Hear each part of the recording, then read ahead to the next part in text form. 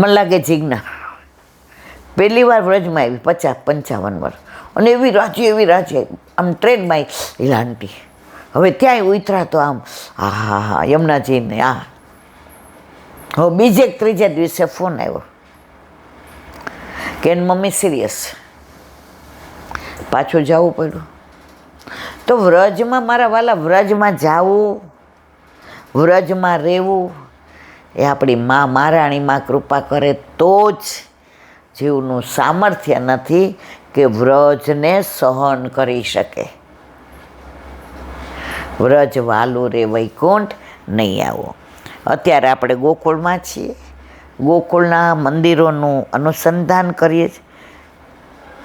આ બધું વાંચ્યું એટલે ઘણાય મને ફોન કરે, ઈલાબેન આટલા બધા મંદિર. મેં કીધું હા મારા વાલા, ગોકુળ તો ગોકુળ છે. વ્રજમાં દરેક જગ્યા, તમે નંદગાંવમાં જાઓ ને તો બેઠકે છે ને, નંદ ભવન છે ને, મોતી કુંડે છે ને, તમારે નંદ બાવાની બગીચે છે ને, હાવભાવે છે ને, ત્યાં યશોદાજીની મોટું ઘંટી છે ને, પેલી વલોણાની, દરેક જગ્યાએ. કામનમાં જાઓ ને 3 દી રહીએ ને લીલી પરિક્રમામાં તોય તમારે બાકી રહી જ જાય. પહેલાંના વૈષ્ણવ વ્રજમાં જતા ને તો એવું નહીં કે 40 દિવસ કે 35 દિવસ કે, ઘરેથી બધું લઈને જાય. હવે નંદગાંવમાં એમ થાય ઓહો અહીંયા તો આટલું બધું, મહિનો ત્યાં રહી, ભેગું બધું હોય, પ્રભુને ધરાવે, બનાવે, ધરાવે, સરાવે ને પોતે લે, અને વ્રજવાસીઓની જોડે સત્સંગ કરે. એક વૈષ્ણવ વ્રજમાં ગયા તો 60 મારી બા કહેતી હતી, 70 વર્ષ પહેલાંની, 80 ખબર નહીં. એટલે ઘરેથી ને બધી વ્યવસ્થા કરીને ગયા, દાગીના ને બધું, પૈસા ને બધું ભળાવી દીધું કે જો ભાઈ વ્રજમાં જાઉં છું, આવું તો આ બધું પ્રભુનું, ન આવું તો મારા પ્રભુને ઘરે જ જાઉં છું. 2.5 વર્ષે આવ્યા પાછા. કેટલા? જ્યાં ગમે ત્યાં 8 દ્વારકા કરી દી. હવે આપણે બધા ઘડિયાળ જોઈને ભક્તિ કરીએ છીએ. એક જેના વચનામૃત હતા, એ કે અમારા વખતમાં જ્યાં અમે સેવા કરતા હોય ને ત્યાં ઘડિયાળ નહીં રાખવાની, અને અમારા બાપ દાદા એ કે એક પાણીનું પેલું રાખે અને અંદર વાડકી. તો રાજભોગ ધરીએ ને તે વાડકી ભરાઈ જાય ને પાણીની, એટલે અમે સરાવીએ. આ અમારો ટાઈમ. ઘડિયાળ રાખીએ તો પ્રભુને પ્રેમ કરવાના ટાઈમમાં ક્રિયા થઈ જાય ને. તો પ્રેમ કરવામાં પછી કોક વાર શ્રૃંગાર કરતાં ઘણીવાર જુઓ, ઘણીવાર એવો ડાયો થઈને કરીએ મારવાલો, અને ઘણીવાર તૈયાર કરીએ ત્યાં ચીબુકમાંથી નીરલો પડી જાય. હવે માંડ ગોતીને ધરાવીએ ત્યાં એકાદું કર્ણફૂલ પાડી નાખે. હવે લગાવ બરાબર લગાવ્યો હોય, એકવાર તિલક લગાવ્યો ને તો આજુબાજુ લગાવ દેખાતો હતો. એટલે એક વૈષ્ણવ કામ હતું એટલે આવ્યા હતા. હવે અંગત, બાકી આપણે દર્શન તો કરાવીએ જ નહીં કોઈને. મને કે બેબી આ તને અહીંયા આજુબાજુ આમ ચોંટેલું હોય તો કેવું લાગે? મેં કીધું તો આવા ન કરાય. મને કે લગાવ એવી રીતે લગાવવાનો કે પ્રભુને ભારે ન લાગે ને આજુબાજુ. આજે તમારી આંખને ન ગમે, આ નકવેસરમાં લગાવો ને તમારી આંખ ત્યાં જ જાય. તમે જોજો આખા મોઢામાં એક આટલો વાળ હશે ને કે તમે આમ ગોત ગોત કરશો તો મને કે પ્રભુને ગમે. તો ઘણીવાર ઠાકોરજી 5 મિનિટમાં તૈયાર, અને ઘણીવાર આપણી હારે ખેલે. ઓલું નાનું બાળક નહીં, 1.5 વર્ષ, ના આ નથી પહેરવું, અરે આ નવું વાવા છે દીકા, ઘા કરી દે. પહેરાઈને માંડ પહેરાવીએ તો બટન બંધ ન કરવા દે, વળી બીજું દઈએ. આ ચડ્ડી નહીં, તો કોક વાર એને 15-20 મિનિટે થાય તૈયાર, અને કોક વાર તરત. તો પ્રભુ સાક્ષાત છે જ, એટલે આપણે હારે ખેલે છે. શ્રી ભામિની વહુજીનું મંદિર, અહીં બાલકૃષ્ણલાલજીનું સ્વરૂપ બિરાજે છે. કામાવાળા ગોસ્વામી શ્રી વલ્લભલાલજીનું મંદિર, અહીં મહાપ્રભુજી ચંદ્રમાજીના ચિત્રજી બિરાજે છે. 15મું દ્વારકાધીશજીનું મંદિર, બડી બેઠકજી પાસેના આ મંદિરમાં દ્વારકાધીશજીનું સ્વરૂપ બિરાજે છે. આ મંદિરમાં મહાપ્રભુજીના ગુપ્ત બેઠકજી પણ છે. શ્રી લાલજીનું નવું મંદિર, શ્રી ગંગાબેટીજીના મંદિર સામે છે. આમાં મહાપ્રભુજીના સેવ્ય શ્રી લાલજીનું સ્વરૂપ બિરાજે છે. સરસ્વતી સ્નાન કરતાં મહાપ્રભુજીને પ્રાપ્ત થયેલો સિંહનંદના ક્ષત્રાણીને પધરાવી આપેલો શ્રી લાલજીનું જૂનું મંદિર, અહીં શ્રી બાલકૃષ્ણજી અને મદન મોહનજીના સ્વરૂપો બિરાજે છે. બોલો વલ્લભાધીશ કી. મધુરાષ્ટક રૂપમ મધુરમ.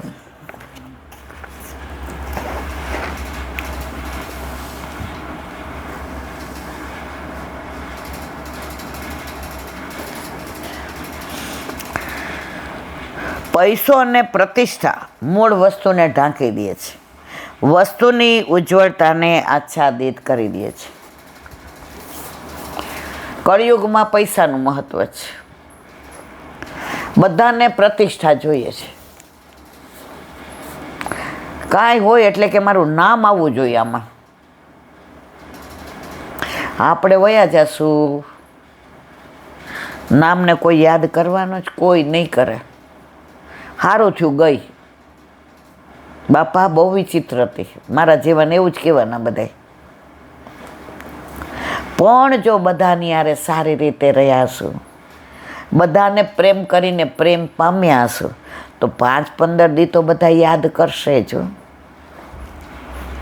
પ્રભુએ વિચાર કર્યો, ભલે મારા ભક્તો આવે, કોઈને પૈસા આપીશ, કોઈને પ્રતિષ્ઠા આપીશ, પણ જે મારો અંગત હશે તે પૈસા અને પ્રતિષ્ઠા છોડી કેવળ મને ભજશે. પ્રભુને પૈસાની જરૂર છે, એના ચરણમાં લક્ષ્મીજી છે. પૈસાથી પ્રભુ મળતા હોય તો દુનિયામાં ઘરે ઘરે ઠાકોરજી ના હોય. જો નિષ્કંચનને ત્યાંય છે, એક રૂમમાં ભાડે રહીએ ને એને ત્યાંય છે, અને અબજોપતિ છે ને એને ત્યાંય છે. પણ અબજોપતિને ત્યાં મુખ્યાજી ભીતરિયાજી છે, અને ઓલા નિષ્કંચન છે ને એ 9 વાગે રસોઈ કરવા નીકળે ને તો પ્રભુને લાડ લડાવીને નીકળે. આપણે એવાય વર્ષ 9 આવે છે અને દર્શન કર્યા છે. અને જરાક આપણે એમ કહીએ ને, એલા બેન તમે મેં મહેનત શીખવાડ્યું, વલ્લભના સિદ્ધાંતો છે કે કોઈનું ધરાય નહીં. નહોતી સમજણ ત્યારે મને બરાબર યાદ છે, પહેલી જન્માષ્ટમી હતી અને એક ભગવદીય વૈષ્ણવે પંજરી બનાવી હતી. પંજરી ત્યારે હું હજી જોબ કરતી હતી. અષાઢ મહિનામાં પ્રભુ પધાર્યા કસુંબા છઠ, શ્રાવણ મહિનામાં જન્માષ્ટમી, એટલે હજી ઓલું કહેવાય ને નવા મા બન્યા હોય ને તો આપણે નહીં કહેતા હજી કાચા દાડા જ, એમ હજી હું હાવ ડોબી, હજી ડોબી જ છું. ત્યારે પેલો લેન્ડલાઇન એટલે એમનો ફોન, એ કે બટા તું નોકરી કરસ તો તારી પંજરી અહીં બનાવું છું. મેં કીધું રાજી થઈ, ખોટું નહીં બોલું. આ પુસ્તક કે વાહ ચલો આપણે આ પંજરી કેમ બનાવી એ ખબર નહીં, અને આપણી પાસે ટાઈમે નહીં. તમે જુઓ ત્યારે પૈસાને વધુ મહત્ત્વ આપતા હતા, નોકરી, સ્ટેટસ. એ કે આજ સાંજે લઈ જજે. મેં કીધું સારું. ત્યાં એક વૈષ્ણવને પોસ્ટ ઓફિસનું કામ હતું તો ત્યાં આવ્યા. એટલે મેં કીધું પતી ગયું તમારે? મને કે હા તું હતી તો જો 2 મિનિટમાં, નહીં તો લાઈન. મેં કીધું હા એ તો લાઈનમાં તો ઊભું રહેવું પડે. એટલે હું એને 12 સુધી મૂકવા આવી. મેં કીધું તમને રિક્ષા કરી દો, ઉંમરવાળા હતા. એટલે મને કે પંજરી બનાવી? એટલે મેં કીધું ના ના આવી રીતે. ઓલા મને કે શું કીધું, ફરી બોલ. મેં તો એમણે બનાવી છે કારણ કે મને ટાઈમ ન મળે. મને કે તને ખાવાનો ટાઈમ મળે, રસોઈ કરવાનું મળે? મેં કીધું હા. તો ઠાકોરજીને પંજરી 12 મહિનાનો નંદ ઉત્સવ હોય તારે બીજાને ધરાવવાની? મેં કીધું એમાં શું, એના બનાવવાના છે તો મારી. એ કે દીકરા તું ભલે ઓફિસરીઓ, ખોટું ન લગાડતી. પેલા તું વૈષ્ણવ છો, તને આવડે એવી બનાવ. મેં તો કેમ ન ધરાવાય? તારા દીકરાને તારા હાથની વાંકી ચૂકી રોટલી ભાવે કે પાડોશીના હાથના ફૂલકા? મેં મા દીકરાને તો મારે તો પ્રભુ સાક્ષાત છે. લા મેં તો બા મને નથી આવડતી, પછી ઢીલી પડી. હવે ભણેલા નહોતા, મને કે લખી લે, હાંજે જઈને કરી નાખજે. પ્રભુની કૃપા તમે જુઓ. સાંજે ગઈ તો છોકરાઓ કહે કે અમારા ભાઈબંધનો પેલો બર્થડે છે, મમ્મી અમારે ત્યાં જવાનો છે. તમે કીધું આપણે ખાલી વઘારેલી ખીચડી કરી નાખ, તું પહેલાં આ કરી લે. વ્યવસ્થા કોણ કરે છે? પ્રભુ કરે છે. તો આ ભગવદીઓએ સમારી કે આમ કરાય, આમ ન કરાય. ત્યારથી સમજણ પડવા માંડી કે આપણા ઠાકોરજીને આપણે કોઈનું ધરાય નહીં, કારણ આપણા ઠાકોરજી સાક્ષાત પુષ્ટિ પુરુષોત્તમ છે. જે મારો અંતરંગ હશે ને એ પૈસો અને પ્રતિષ્ઠા છોડી કેવળ મને ભજશે. પ્રભુ ઘણી મોટી પરીક્ષા કરે છે બધાયની. પ્રભુએ પિત્તાંબર અને વૈજયંતી માલા ધારણ કર્યા છે, અધર પર મધુરી વેણી ધરી છે. અહીં 2 અર્થ કર્યા છે. વેણુના 7 છિદ્રોને અધર સુધાથી પૂરતા મોહનજી વૃંદાવનમાં પ્રવેશ કરે છે. બીજો ભાવ જ્યારે શ્યામ સુંદર વેણુ વગાડે છે ત્યારે વૃંદાવનના ખાડા ભરાઈ જાય. જુઓ, બંગાળી મહાત્માએ બીજો અર્થ કર્યો, માતા કનૈયાને રોજ મનાવે, પગમાં પાદુકાઓ નથી પહેરતું, તને કાંટા કાકરાને ગોખરા નથી વાગતા, વૃંદાવનના ખાડા તને નથી કનડતા. કનૈયો કહે છે વેણુ વગાડું ત્યારે ફુગ્ગાની માફક વૃંદાવનના ખાડા પુરાઈ જાય છે. વેણુમાં કેવી અદ્ભુત શક્તિ, આપણા ભાવમાં ખાડા કરે તે પણ પુરાઈ જાય. ભક્તનું જીવન છિદ્ર વિનાનું બળે. આગળ આગળ ગાય છે, પાછળ પાછળ ગોવાળિયા છે. તેઓ કૃષ્ણનો જય જયકાર બોલે છે. બોલો વૃંદાવન વિહારી લાલ કી જય. જ્યાં શ્યામની કીર્તિ ગવાય ત્યાં વ્રજમાં બેઠેલી ગોપીઓ જાગૃત થયા વિના રહીને. બોલો વલ્લભાદ દયારામભાઈના ચંદ્રાવલા.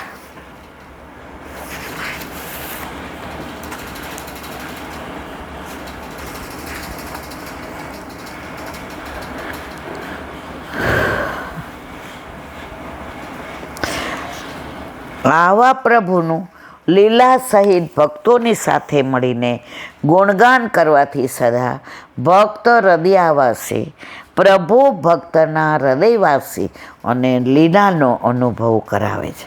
એકલા વાંચવાથી પૂરી સમજણ પડતી નથી, તેથી સત્સંગની જરૂર પડે છે. ગ્રંથો વાંચી જઈએ એનાથી સમજણ પડે નહીં. સત્સંગીની સાથે બેસીએ, ચર્ચા થાય, ભાવની ખબર પડે, એકબીજાના હાવભાવ થાય. એટલે ગ્રંથો બધાના ઘરમાં હોય છે, છતાંય સત્સંગ માટે સાથે બેસીએ તો ભાવ વધ્યા વિના રહે નહીં.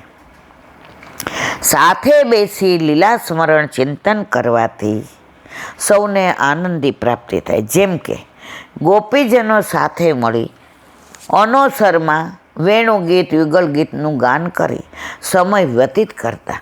આ બંને ગીતો માટે સુબોધિનીજીમાં શ્રી મહાપ્રભુજીએ વિસ્તારપૂર્વક સમજાવ્યું. સુબોધિનીજી ગ્રંથ સમજવો કઠણ છે, છતાં ભગવત કૃપાએ જો હૃદયમાં તે જાણવાની ભાવના થશે તો પ્રભુ કૃપાથી એવા વૈષ્ણવ મળી જશે જે તમને સમજાવશે. બોલો વલ્લભાધીશ.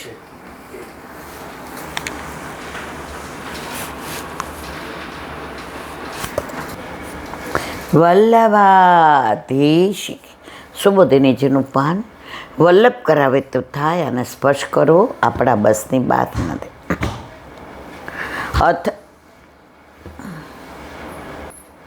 અથાપી યત પાદન ખાવ સૃષ્ટમ જગદ્વીરુ પ્રહર્તારણમ શેષમ પુરાથ્યંતમો મુકુંદાત્મકો નામ લોકે ભગવત પદાર્થ. અર્થ, સૂતજી કહે છે કે ભગવાનના ચરણ કમળમાં નખમાંથી નીકળેલા જળને બ્રહ્માજીએ પૂજનમાં ઉપયોગ કર્યો, અને જે જળ શિવજી સહિત સમસ્ત જગતને પવિત્ર કરે છે એવા મુકુંદ ભગવાનથી જુદો લોકમાં કયો ભગવત પદાર્થ હોઈ શકે?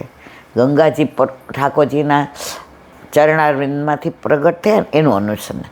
સુબોધિનીજી લક્ષ્મીજી માટે જે શંકા કરવામાં આવી એની નિવૃત્તિ કરે છે. લક્ષ્મીજી ભગવાનના વિભૂતિ હોવાથી એમનામાં સ્ત્રીત્વ વગેરેથી દોષો હોવાનો સંભવ નથી. વળી જો દોષ હોત તો ભગવાનનું ભજન જ ન કરત. આમ છતાં તુષ્યતો દુર્જનને સંતોષ થવો, એ રીતે ઋષિઓના સંતોષ માટે બીજી રીતે મહાત્મા સૂચવવામાં આવે છે.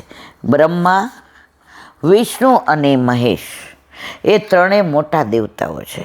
તેમાંથી બ્રહ્માજી ભગવાનના ચરણ કમળનું પ્રક્ષાલન કરે અને શંકર ચરણોદક ધારણ કરે છે. તો હવે તેમનાથી ઉત્તમ કોણ હોઈ શકે? તો કહે છે યદપાદન ખાવ સૃષ્ટમ, જેમના ચરણ કમળના નખમાંથી નીકળેલું જળ વિરંચેન બ્રહ્માજીએ ઉપરુત્તમ સમર્પણ કરેલું. અર્હણાંબ પૂજનના સાધનનું જળ એટલે કે ગંગા જેવો અર્થ થાય છે. તે સસરું મહાદેવજી સહિત જગત પૂનાતી જગતને પવિત્ર કરે છે. અથવા નખાબ સૃષ્ટમ એ પદ જુદું લેવું. શ્રીમદ ભાગવતના 5મા સ્કંદના 17મા અધ્યાયમાં ભગવતપદી જલધારાનું વર્ણન છે. વામન ભગવાને બ્રહ્માંડનું આવરણ તોડી નાખ્યું, ત્યારે ભગવાનના ચરણ કમળનું પ્રક્ષાલન કરી આ જલધારા વહેવા લાગી, જે અલકનંદા વગેરે નામે ઓળખાવા લાગી. અથવા નખવસૃષ્ટમ, નખમાંથી નીકળેલું જળ પદથી આ પદ જળ ભગવાન કરતાં પણ હલકું હોવાથી જણાવેલું છે. કારણ કે નખમાંથી નીકળેલું જળ ઘણું હલકું ગણાય. આગળ 3જા સંગમાં સુખદેવજીના વચનમાં મહાદેવજીનું આ જળથી પવિત્રપણું કહેવામાં આવે છે. શેષમ પુનાથી બાકીનાને પવિત્ર કરે છે. એવો પાઠ હોય ત્યારે ભગવાન સિવાયનું બધું બ્રહ્માથી આરંભી ઘાસના તણખલા સુધીનું બધું પવિત્ર કરે છે, એવો અર્થ છે. આમ જેમના નખના જળથી પવિત્ર થવાથી બીજા ઈચ્છા રાખતા હોય એવા ભગવાનથી બીજું કોણ અધિક હોય? ભલે બીજો કોઈ ન હોય, કારણ કે અક્ષરથી ઉત્તમ હોય તે જ ભગવાન હોઈ શકે એમ કહેવામાં આવે છે. તે સંબંધમાં કહે છે કહ લોકમ, લોકમાં બીજો કોણ છે? વેદમાં તો ભગવાન જ છે, લોકમાં પણ પ્રસિદ્ધ ભગવાન જ છે એમ રહેવું જોઈએ. લોક તો માત્ર બ્રહ્માંડને જ જુએ છે, તેથી બ્રહ્માંડમાં જે પ્રભુ તે ભગવાન એમ કહેવાયું છે. શ્રી મહાપ્રભુજી આજ્ઞા કરે છે કે ભગવત જ શબ્દ નિશ્ચયત બ્રહ્મવાચક, ભગવાન શબ્દનો અર્થ જેનાથી કોઈ અધિક નથી એવું બ્રહ્મ. આ પ્રમાણે તર્ક અને પ્રમાણથી ભગવાનનું મહાત્મ્ય સિદ્ધ કરી હવે અનુભવ દ્વારા ભગવાનના મહાત્મ્યનું નિરૂપણ કરે છે. બોલો વલ્લભાધીશ. શ્રીમદ ભાગવત. મારા गुरुदेव ने दंडवत प्रणाम करूँ ચંદ્ર सरोवर पे सूरदास जी के द्वार पे मेरा दंडवत प्रणाम. सुरभि कुंड पे परमानंद दास जी के द्वार पे मेरा दंडवत प्रणाम. जमुनावता पे संकर्षण कुंड पे कुंभन दास जी के द्वार पे मेरा दंडवत प्रणाम. बिरछू कुंड पे कृष्णदास जी के द्वार पे मेरा दंडवत प्रणाम. कदम खंडी पे गोविंद स्वामी के द्वार पे मेरा दंडवत प्रणाम. अप्सरा कुंड पे चित्त स्वामी के द्वार पे मेरा दंडवत प्रणाम. मानसी गंगा पे नंददास जी के द्वार पे मेरा दंडवत प्रणाम. रुद्र कुंड पे चत्रबुद्ध दास जी के द्वार पे मेरा दंडवत प्रणाम. વ્રજ વિલાસ વ્રજની ગોપિકાઓને મારા દંડવત પ્રણામ. હે વલ્લભ, સવારથી અત્યાર સુધી સેવા સ્મરણ સત્સંગ જે પણ તે કરાવ્યું તે તારા ચરણારવિંદમાં સમર્પણ કરું છું. ભૂલ અપરાધ થઈ હોય તો ક્ષમા કરશો. બોલો વલ્લભાધીશ કી જય. દ્રઢઈના ચરણાના केरो भरोसो दृढईना चरण केरो. श्रीवल्लभनक चंद्र छटा बिन सब जुग माया अंधेरो भरोसो दृढ़ईना चरण केरो. साधन और नहीं आ कली में जासो निवेरो. सूर का कहे द्विविध आंधरो बिना मोल को चेरो भरोसो दृढ़ईना चरण दृढ़ईना चरण दृढ़ईना ચરણ કેરો. શ્રીવાધીશ કી જય. આજનો આ સત્સંગ મારા વલ્લભના ચરણારવિંદમાં સમર્પણ કરું છું. ભૂલ અપરાધ થઈ હોય તો ક્ષમા કરશો. આ મારા વલ્લભની વાણી અને ભૂલો એ મારી. બોલો વલ્લભાધીશ કી. બધાય વૈષ્ણવને જાજા કરીને જય શ્રી કૃષ્ણ.